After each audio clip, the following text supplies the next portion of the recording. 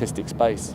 Now, I saw in an interview you were asked how you felt when you first started receiving jobs and esteem for your photography, and I think the first ones with W Magazine and Sports Illustrated. Now, you were describing this fear of, I'm not a photographer, they're all going to find out I'm no good.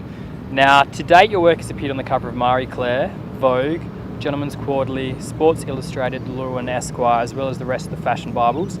In 2007, you were selected as one of the 12 Hasselblad Masters.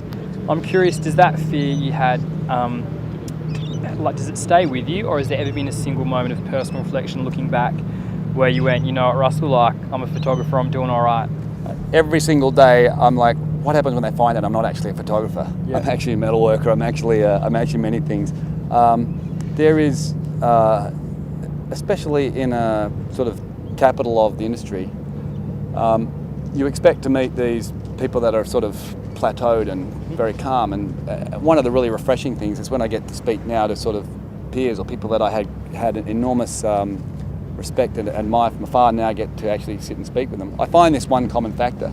And also I find this at the level of presidents of major corporations. You think they must be the most secure. It's the driving force, a part of it is, what have I got to do today? Like, what is the thing I have to do today, because otherwise I'm irrelevant. So I'm sort of driven by the fear of irrelevance. And I'm bored with the book before it ever publishes. I'm like, I've already done it. By the time they've gone through the process of producing it, I'm working on the next thing, and I've gone on. And very often when I get a magazine or something that I worked very hard and my heart and soul in, I've already seen the picture 100 times. Someone tells me it come out, I maybe don't see the magazine or I don't see the cover, but I have a strong connection to the image, but I've already moved on. Now, we've seen you venture into the foray of directing commercials for brands such as Victoria's Secret and Gillette. You also did your Innocence video, which was linked with the Nomad Two Worlds. Now, esteemed directors including Michael Bay and Tony Scott started their careers in commercials. What's the appeal of directing to you, and will we see you focus on it more in the future? I've worked on a feature-length project for about 10 years. It's a part of a project of passion of mine called Nomad Two Worlds, and that is primarily multimedia. And through that I've been able to work with Spielberg's Underwater Unit, various people from like Tarantino's DPs.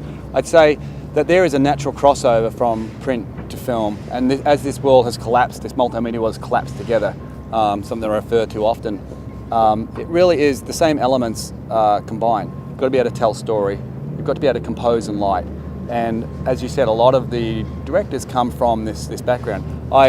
I'll carry to my grave my passion for photography as my primary medium. However, every project that I do now, the motion aspect has just an equal balance to the print aspect. And I think that it's some of the project, the way that I've been able to sort of combine the elements very successfully is through a lot of the messaging programs. By messaging programs, I mean doing something around Indigenous culture and then asking people like Hugh Jackman and Baz Luhrmann to appear in the piece and to shoot them, and then combining that with print photography mixed into the cuts that I create. So perhaps the most interesting project you've been involved with in recent times is Nomad Two Worlds, which you mentioned earlier. You created with close friend Clifton Bindry. What was the aim and inspiration of that for you personally?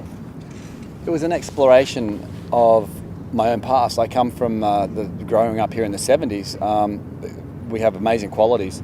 We also got to recognise where there were issues, and there was great conflict between Indigenous and non-Indigenous Australia that was only really coming to light. I lived, my father was stationed around the country and around the state, and places like Derby, there would be a black bar and a white bar, and there's no other way to sort of put it. But when you grow up in it, everything's normal. You're only normal by what you're exposed to. Yeah. When I lived and stayed in New York for a long period of time, I was involved with a lot of initiatives, asked to participate in a lot of reconciliation type projects, use my photography as an art that they could use to bring awareness. And then I thought, hang on, I've got my own past that I have to really address. So I created a project that really was an exploration of past, present, future. Like, what is this amazing Indigenous past? What is this conflict at time of now? And what are the possible outcomes if this is all to work out? Like going forward, unified together. And that artistic expression was picked up by Guggenheim, recommended me to an exhibition with a company, Hermes, in New York, and that sort of got it some traction.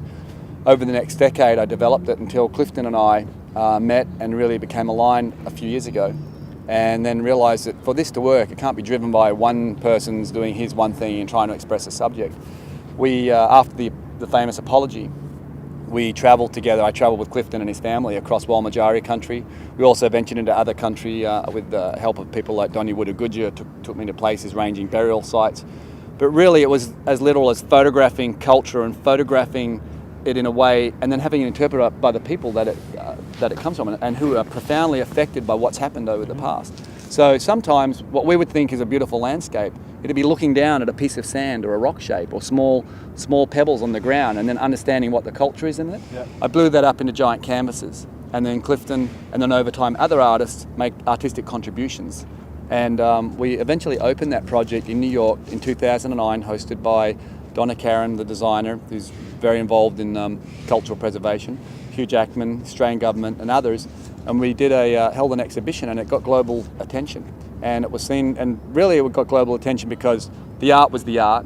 But inside of that, we created collaborations around music, involving people like the Black Eyed Peas, who created a song for us that we put some Clifton and other Indigenous people into sort of production situations with people that had made it on the global scale.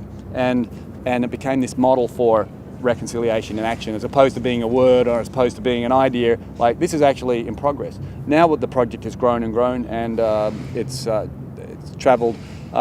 People like Richard Branson have jumped in and said, hey, hang on, paint a plane with Nomad art, take a famous band and take some great Indigenous musicians and travel across the country and do music. So we've done that. We've been to the National Gallery of Victoria and opened there. We've been to community outreach, where we go into areas that are really troubled and try to provide some measure of inspiration and positive outcomes.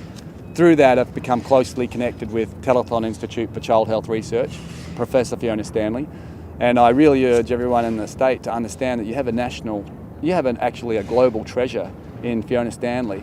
Not someone to be looked at and admired. She's a hands-on person, certainly to be looked at and admired, but in terms of the work that she's doing has global impact, and it's founded on her passion for understanding this gap in life expectancy, and she's done remarkable work. So really now what Nomad has become a great artistic expression for reconciliation action, what it can be. The artists have positive outcomes, and then their art is promoted and sold, and they get have their own outcomes. But bigger than that, people like Fiona Stanley can have another way to have their voice into a young community, into the new world, and on a global scale. That's the kind of entree that we try to provide. The next steps for Nomad Two Worlds is in January we open in Los Angeles, and that opening is again a lot of mostly Perth, West Australian artists and musicians, and a Nomad exhibition.